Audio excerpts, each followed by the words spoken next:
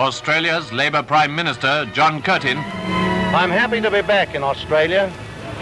I've seen many things and many places. And although every man can be forgiven for loving his own country best, I believe it is an impartial assessment of the facts to say that I have not seen any country or any people better than my own.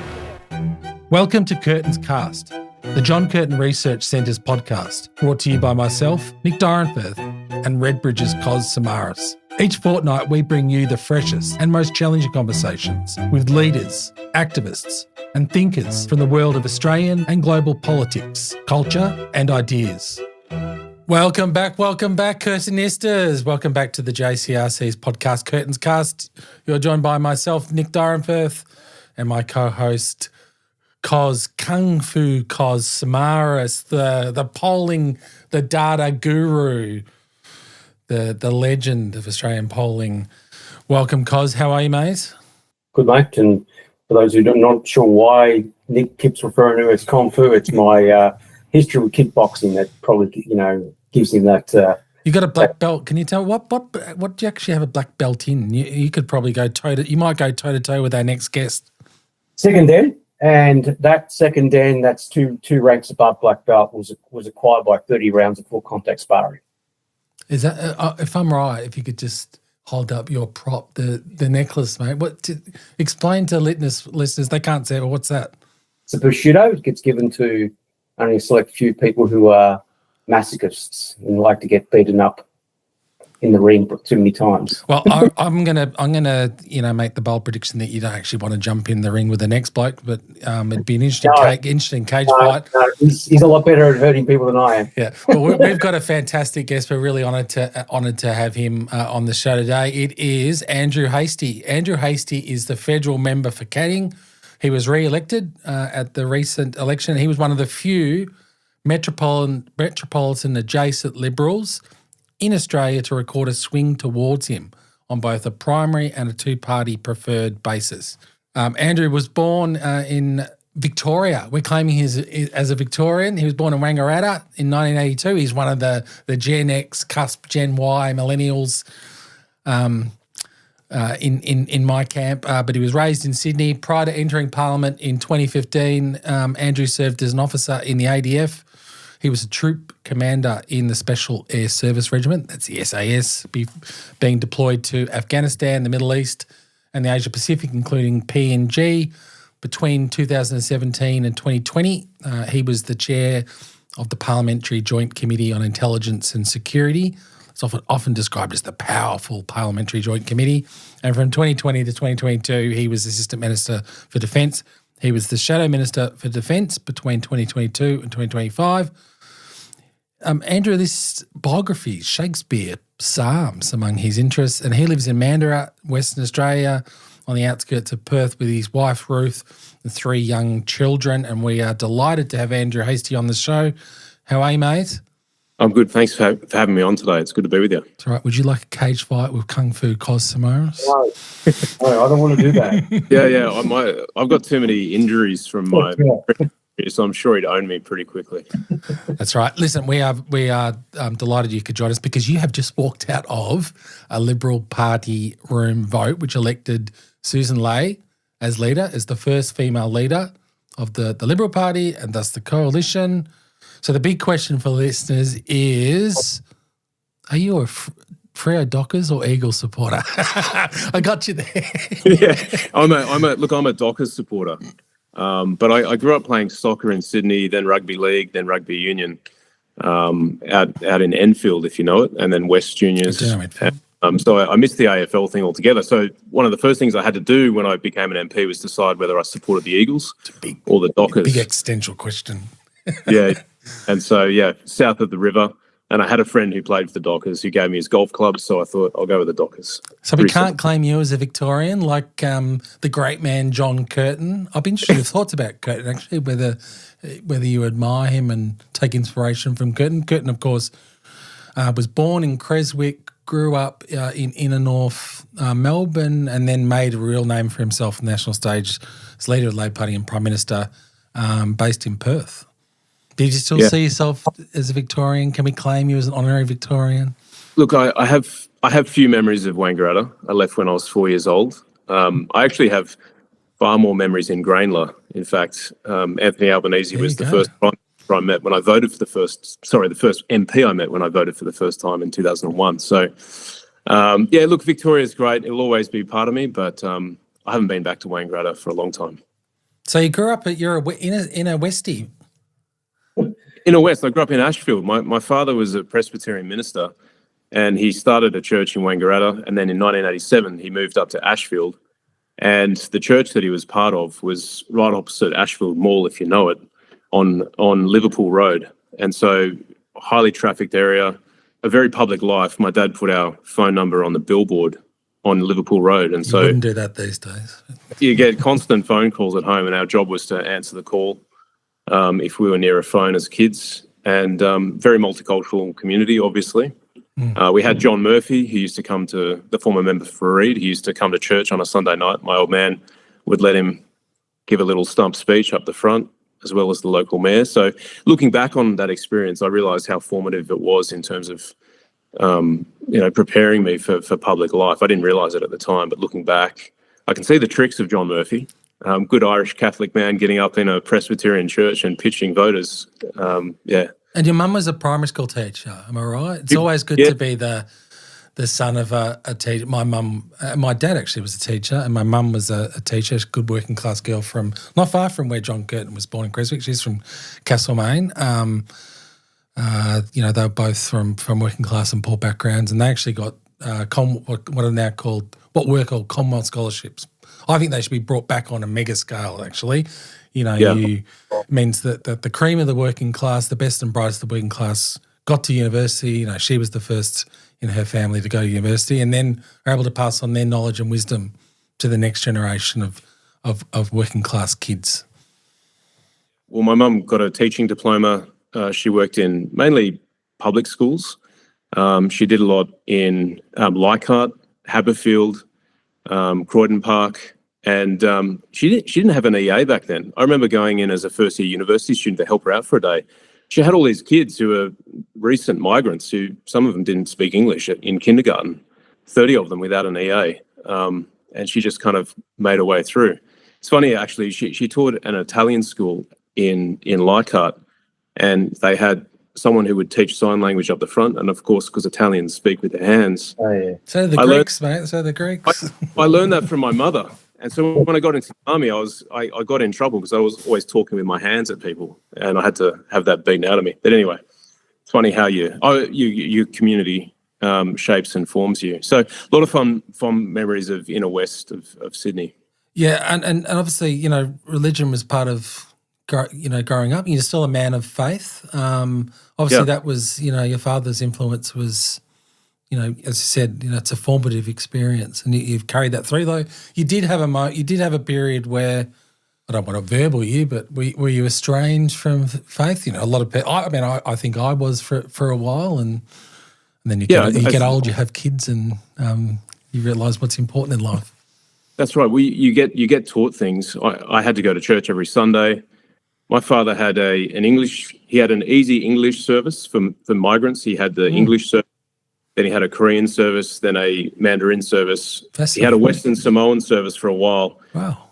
And so I grew up, just Sundays were church. And so there was a period there where I had to decide whether I took faith seriously myself, whether I actually believed or could affirm the Apostles' Creed myself, or whether it was just cultural.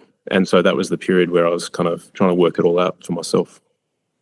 Do you believe in God? Do you know what's really interesting, Andrew? That sounds like a weird question, but I was speaking to a rabbi friend of mine. I'm part of the progressive the stream of progressive Judaism. And she said she rocked up to, there's the yeshiva in, this is obviously men and women in progressive Judaism. She rocked up to, rabbinical training, and one of the first questions that they were asked is, they asked this sort of budding school of rabbis, who believes in God here? And they're kind of gobsmacked. But it's actually a good question. What mean God? What does God mean to you, Andrew Hastie? Well, I think, God of the Bible. the Lord, as the Jews would call him. So, part of the Judeo-Christian tradition. And I'm obviously, I affirm the Apostles' Creed. I'm a Protestant by denomination, and I get on well with my Catholic brothers and sisters as well. And I try and, part of my faith teaches me to love my neighbour, which means loving all communities, regardless of faith or none. And I think that's going to be the challenge for Australians going forward, because as we increasingly diversify and secularise, it's going to be tougher, because our world pictures or worldviews are going to be slightly different, and we're going to have to find ways of talking through a common language, common software, particularly when we have very... Do you know who you sound like?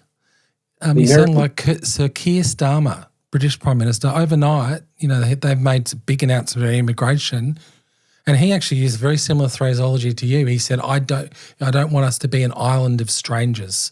Yes. The Americans have worked that out. So they, no matter where you come from, which part of the world you come from, whether you're multi-generational there or not, you're an American first and foremost, and it's glue that binds them all together. I mean, they've got problems. We know what they are. They're well aerated, but it's amazing how they will. You speak to migrants that are trying to establish a new life in the US, and they say, "I'm proud to be an American." This nationhood is just so important to so many of them, right? And it's not part of our culture. I think Australians don't have that sort of really supercharged nationalistic approach. So you make a good point. I think the glue's still missing. Yeah, and the challenge is to find that glue. The thing that I found interesting watching my father's church, I mentioned the Koreans, the Chinese congregation, the Western Samoans, they all had to work side by side, very different cultures.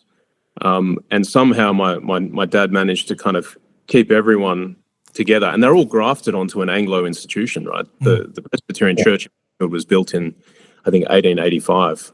And then you have all the growth, particularly in the Chinese community, which comes to Australia, experiences Christianity for the first time, and the church just explodes. And so these are the sorts of challenges that I think we're feeling politically now, which, perhaps I saw 30 years ago at a cultural level, and it's just been percolating up. And now we're seeing the breakdown of not the breakdown, but the disruption of the two-party preferred system with that rise in third-party vote, which all. Yeah, exactly. And also, I mean, what I saw at the last federal election, putting aside the usual banter between the majors, is also a breakdown of, I would say, social cohesion when it comes to how certain communities were preyed upon by minor parties and independents to vote against particular incumbents or candidates based on their race. Yes. That's quite prolific, particularly in Melbourne, but it was sort of elsewhere around the country as well. So it was a very ugly form of politics, in my opinion. Yeah. Yeah. So tell us about, you mentioned 1885, and that's a great year because that's the year that John Curtin was born. Now, that's me. Obviously, I'm the head honcho of the John Curtin Research Centre. I know that. I'm also a historian. It sounds like, growing up, you did a BA at UNSW, ADFA. I believe your honours thesis was on Charles Bean, the first historian of the AIF. And obviously, growing up, it sounds like you're interested, interested in history, still have a keen interest in history. Growing up, was politics discussed around the dinner table in church? We talked about politics a little bit, but my dad was a subscriber to Time magazine, so we didn't get the newspaper.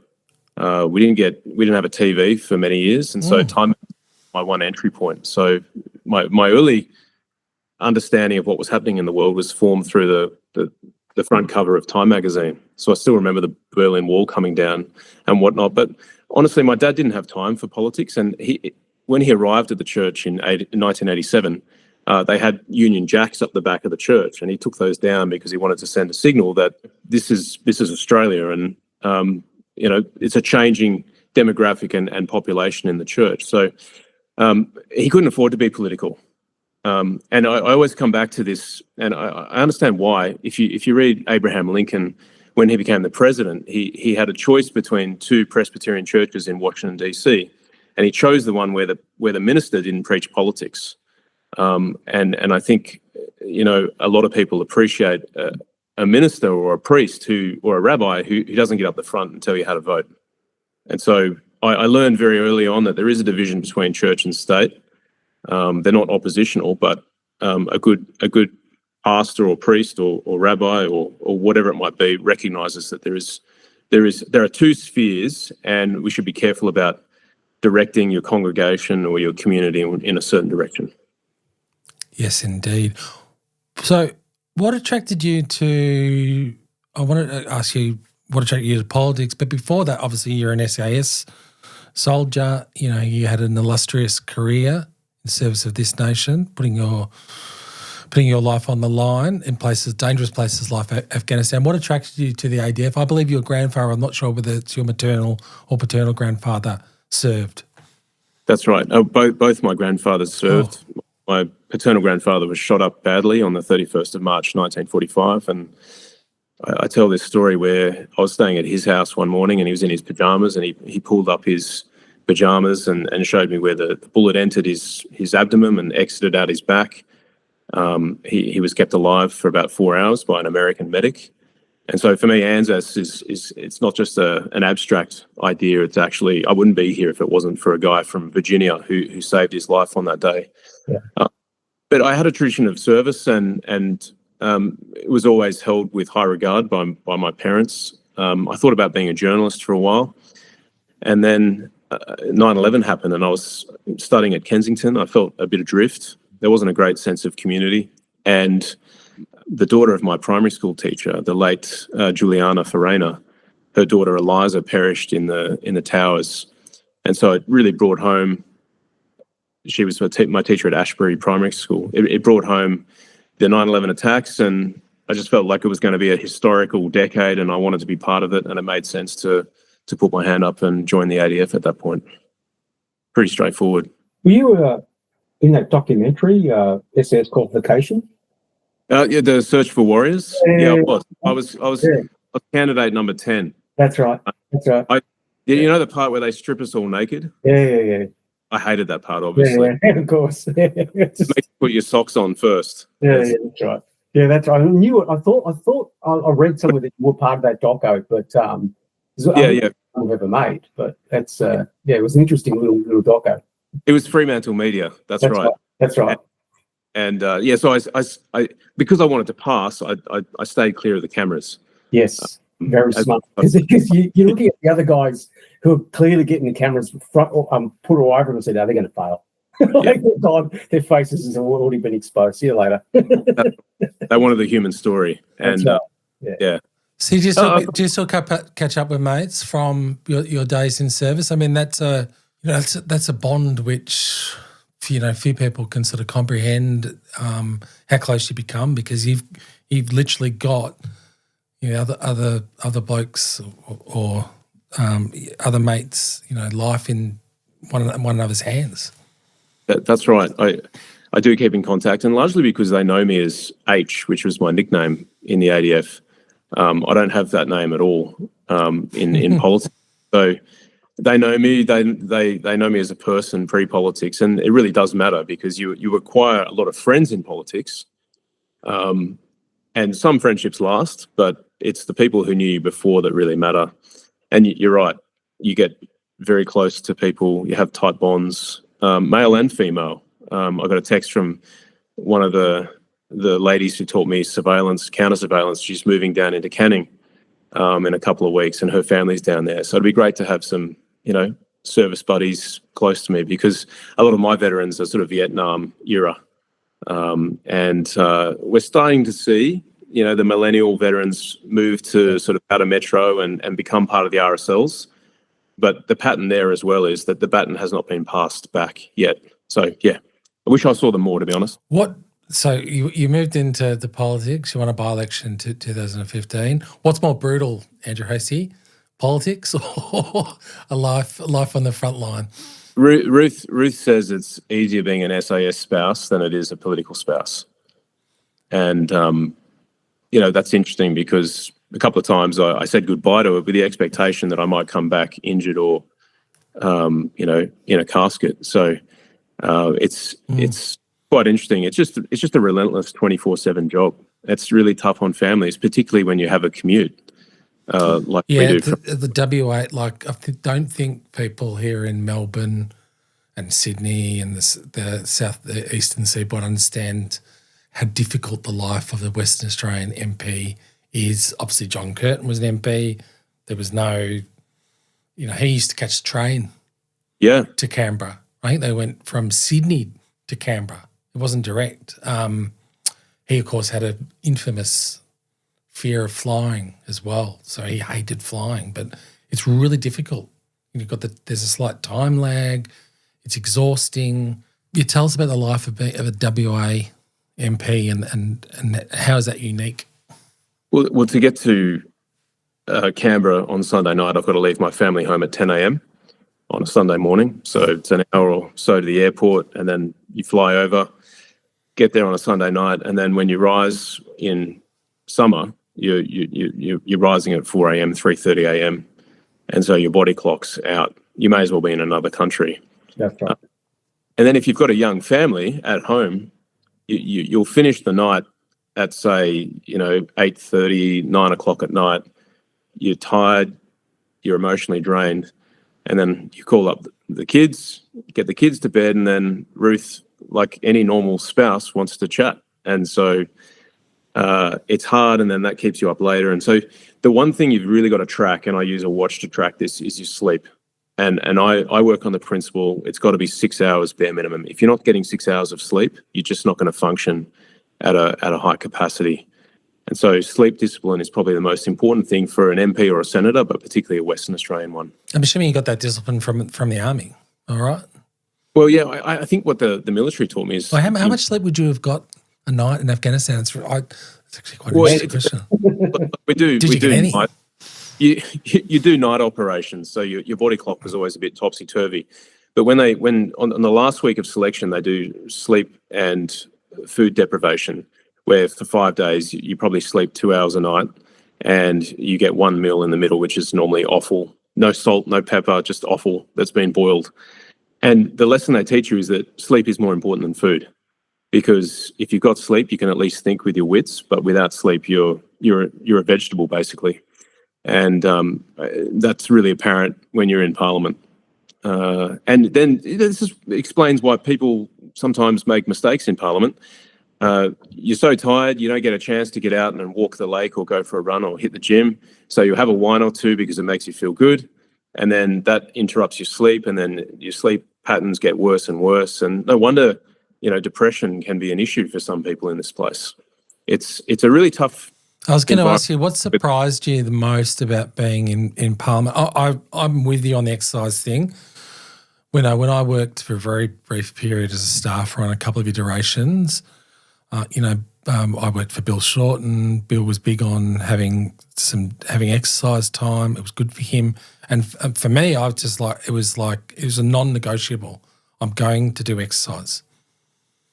Because it's a bit like for me, it's a bit like sleep. And Kos here is, he's the Forrest Gump of Australian pollsters here, but running, we need it for our physical health, but also our mental health. Yeah, Nick, you've got to get out and you've got to see something other than the indoor of this building. I call it the cruise ship. You get on the cruise ship at 7 a.m. and you get the cruise ship at 10 p.m. and it can be really. I think, you've got to get perspective. And so I like to see the sky and a bit of sun. And it just helps you wake up as well from Western Australia, because, if you're out walking in the morning, it's really important to get that sunlight on your face and try and flip your body clock for 4 or 5 days so that you're at least efficient and you can stand on your feet and make a speech, because the first thing that goes really is your short-term memory without enough sleep. Friends in politics, Andrew. Do you have friends on? I know you had one really dear friend, and she's a friend. She was a great friend of mine, and a friend of Kosy. She was a great supporter of the John Curtin Research Centre, Senator Kimberley Kitching, and we miss her every single day. She was really integral to the JCRC, and you led with Kimber. You formed the Parliamentary Friends of Democracy. in her time in Parliament. Friends in politics, do you have friends in the Labor side? I'm assuming, mate, that you're not going to sit down and have a frothy with Adam Bant or Senator Maureen Faruqi anytime soon. Yeah, Nick. Well, you don't have to have a beer with Adam Bant now, unfortunately. He got punted. That's right. Look, I do. Sometimes it's easier to establish friendships with people across the aisle because you're not in direct competition with them. You understand where their values sit and how they're likely to come at an issue. And you can really establish a stability in the relationship, which can blossom into a friendship. And Kimber was such a person. She was fantastic. She was tough as nails, but we really aligned on a few key things, went into bat for each other. Formidable intellect, like just... Formidable intellect, yeah. I really miss we had hours-long conversations, and she the intellectual and political and historical terrain that she could traverse was incredible, one of a kind. And she could just move into French, which always, that's when I was like, okay, Kimber is a thoroughbred when she could just switch into, French with the ease that she did. And she was just also very warm and lovely. The first time we met her, I had my little Jonathan, who was 1 or 2 at the time, and she was a newly elected senator. And the press had made her out as this sort of, factional warrior for Bill Shorten. That's all crap.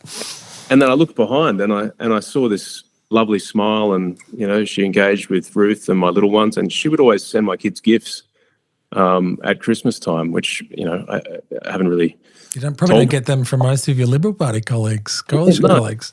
Right, like she was. It was a genuine friendship, and she's, dearly missed by me and many others, obviously. But Joel Fitzgibbon was a guy I always struck up a good relationship with.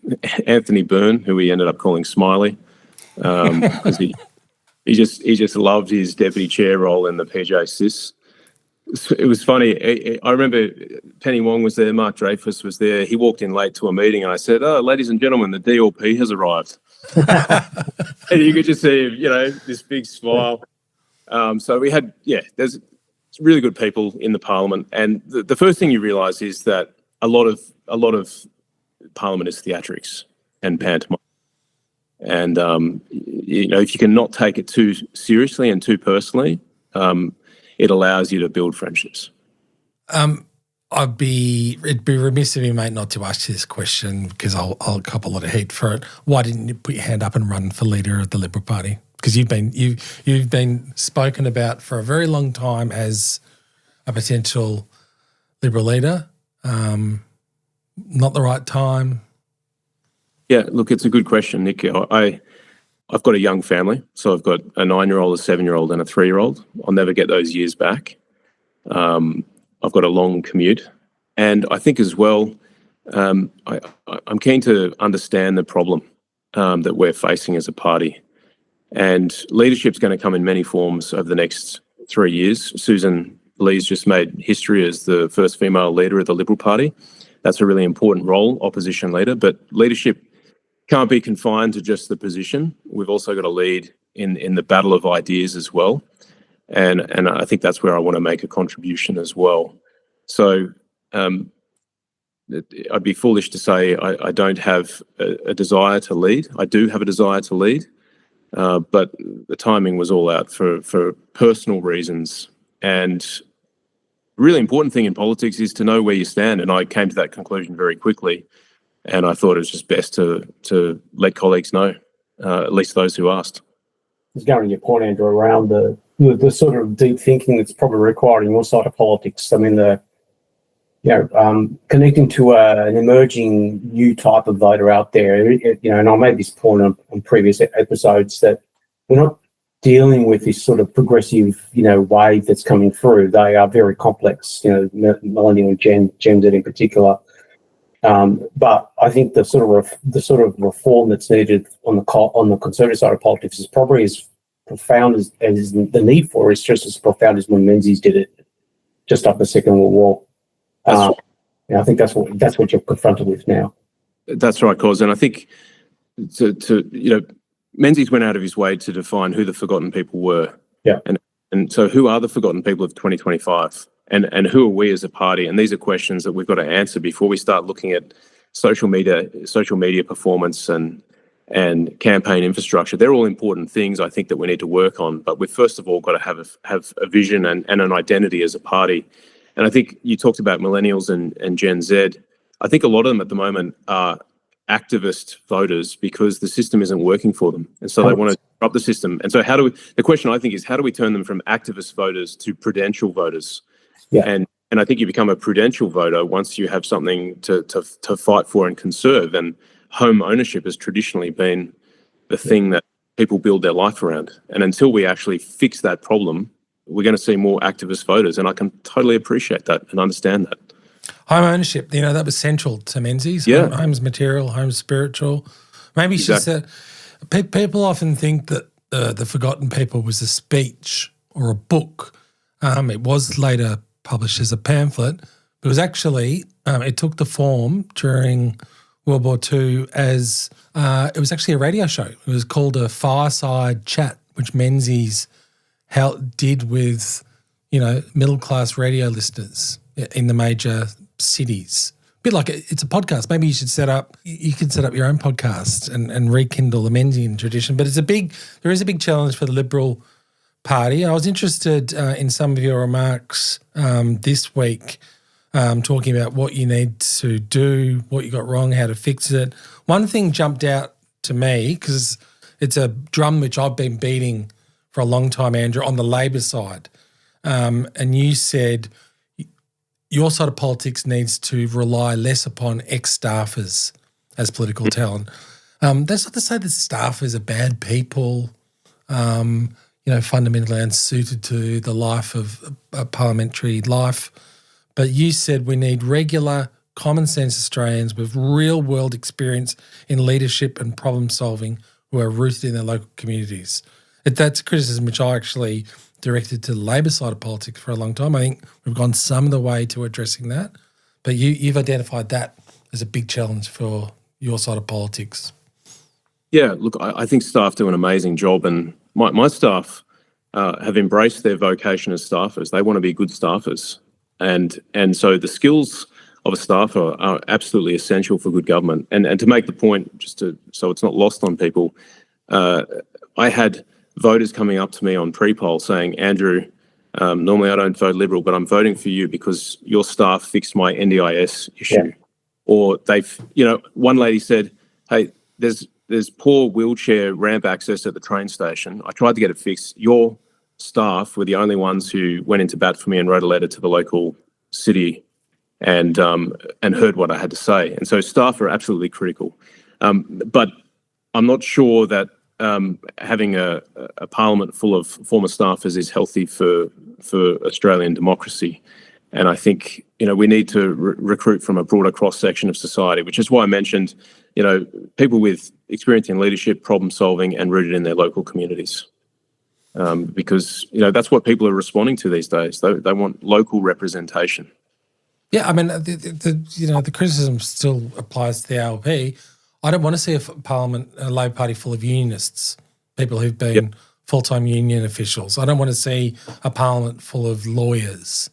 I want to see the full diversity of working Australia in parliament. And that includes people who haven't necessarily gone to university, who are actually 75% of the Australian adult population. Most of us haven't gone to university.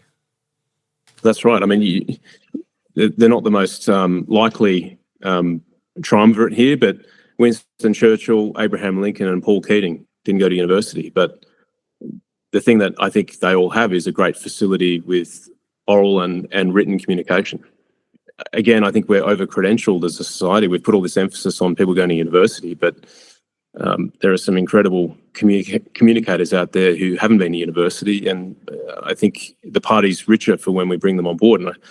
And we need to see more of that. I mean, I think of Darcy Dunstan down in Corangamite, who ended up, not winning that seat, but he was a fantastic one of the most natural MPs or natural candidates I've seen in politics. Soldier, tradie, dad was his kind of tagline, and he was fantastic on the stump. Yeah, so I think that's I haven't done that analysis yet, but I would be interested to have a deeper look into that other vote. We know their age profile, we know their geographic profile, but in terms of their occupations, I bet you there's an over-index of small business employees. Yes. That's out of suburban, that it could be someone working at serving at a culture shop to running the fruit shop around the corner, right? I mean, that's the sort of person I think is probably overrepresented in that other vote in Australia, and not present in that parliament. Yeah. Yeah. And just a natural flair for problem solving. They just know how to get a job done. Yeah. Yeah. Which is ultimately, again, to go to some of the comments I made last week, leadership, competence, delivery. That's what people really care about in politics. And competence is a key equity. If you can't demonstrate competence, see you later. And that's why I really place an emphasis on getting the right staff who can demonstrate competence in my name for all those little problems that people have in the community.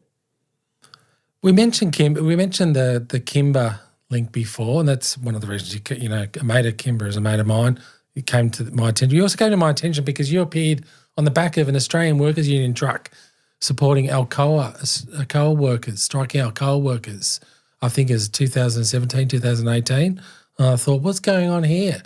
And so, why did you choose the Liberal side of politics over Labor? And I want to sort of dig in. I wouldn't mind asking you some questions, philosophical questions.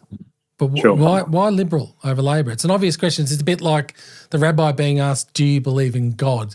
Sometimes we assume we know the answer, but want to hear it from the horse's mouth. Yeah, that's a great question. I didn't have a great deal of interaction with the Labor Party or the Labor movement growing up. I joined the Liberal Party in 2013, actually, as soon as I got back from overseas, because I was so frustrated with the way the war had been run, and part of joining the Liberal Party was my first kind of political action. I decided to get involved, but yeah, I hadn't really thought of myself as Liberal or Labor. I'd voted Liberal. I'd voted for Howard in 01, 04, 07. So I guess I had no contact with the Labor movement. I guess one of the reasons I asked that question is I've read some of your writings, what you've had to say publicly. I don't want to verbally hear, mate, but I hear a lot of echoes of what's described as Red Toryism in the UK, which is the flip side to, I guess, my political ideology, which is best described as Blue Labor, which is this communitarian side of Labor politics. We draw, the Blue Labor people draw inspiration from Edmund Burke.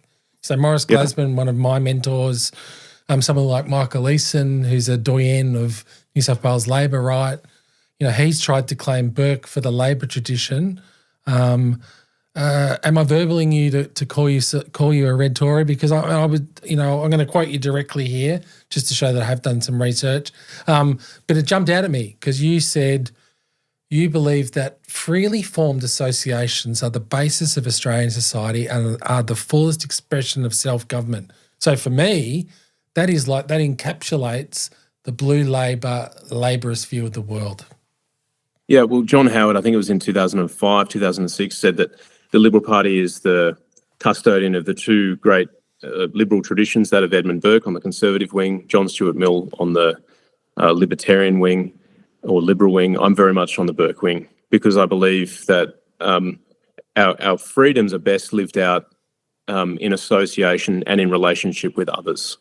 So I'm a big believer in those little platoons, and I'm not an abstract sort of person. I'm not an abstract libertarian.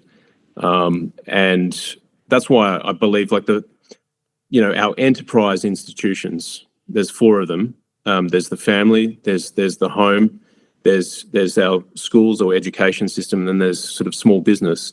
That's where the magic happens. And I think that's where we get to express ourselves, grow, develop, take risk. And I think that's where the Liberal Party really needs to focus on, those four enterprise institutions to get the country going again.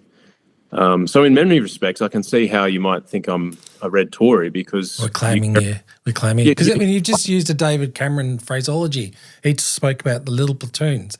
Now, David Cameron, obviously former UK Prime Minister, he modernised and rebuilt the Tories and eventually, it ended the long Blair and Brown years. And he was influenced by a thinker on the conservative side of politics, Philip Blond, who's really the godfather of, and friends with Morris Glasman, who's the godfather of Blue Labor. So we've been following those debates. What do you think they have to offer Australian conservatism? I think to bring it all back to the tangible, the 2018 AWU rally outside my electoral office, I was very sympathetic. Like my kids go to school with Alcoa workers. They're the ones who were affected by the negotiations with their pay and conditions, right? And I have a great sense of what Alcoa has done for our region. They a lot of the school prizes are sponsored by Alcoa. I think industry has been good. But, I got the sense as well that this was a corporation. It's a multinational headquartered in Pittsburgh. And, Australian workers were getting what I thought to be a bad deal. And so I was very sympathetic to it. They came outside my office and we had a ute parked out the front. And, someone with a bullhorn, they saw a ute, jumped straight back into the tray, and I came out to say good day to everyone. The next thing you know, I'm being shoved up into the back of the ute. And I'll never forget what I said. I said, I feel like Bill Shorten up here. And within half a second, someone shouted back, "If you could be so lucky." It's interesting you raised Alcoa, though, because I spoke, obviously worked for Bill. I got on really well with and worked alongside Paul Howes, who was the National Secretary, Scott McDine, Scooter McDine. Scooter organised the Alcoa workers. Paul, when he was working at National Office before he became National Secretary, organised those guys. Paul and Scott both said, and Bill echoed that, he said that was the best. No university course, or Paul didn't go to university.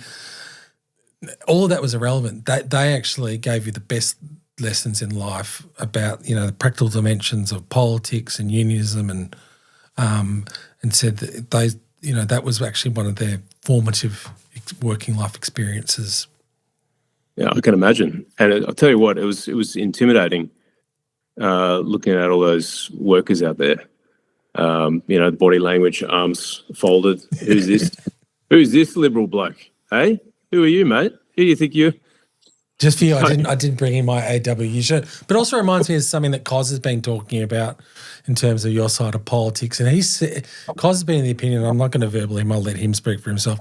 He says that you need to slay a few dragons. Yeah, I mean, you touched on it, Andrew, about the multinational versus the small business. Mm-hmm. So that you define the new working class, which is, a group of Australians who value those things, which is, the home, the school, the education system, civil society, and small time entrepreneurial ambition and life. That's the new working class. That's replaced the working class in Melbourne's West. It's replaced the working class in Sydney and in Perth and so on. But they all universally dislike the big end of town. Yeah. Right. And so, I think one of the things that the coalition needs to think about long and hard, and you could see Dutton played around with that, didn't do nowhere near enough of that, which was take on the big corporates on behalf of the small person. And that small person doesn't have to be someone in the union. It could be a small business, which feel exploited 90% of the time. So I reckon that's one of the things that, your political movement has to confront. That's right. And it's not only the fact that, they've got a lot of power compared to some of our smaller businesses, but it's also a question of sovereignty. Yeah. We want big corporates pushing us around and potentially compromising our political system as well. And I'm thinking of big tech at this point as well. They have a huge say on our political system, whether we like it or not.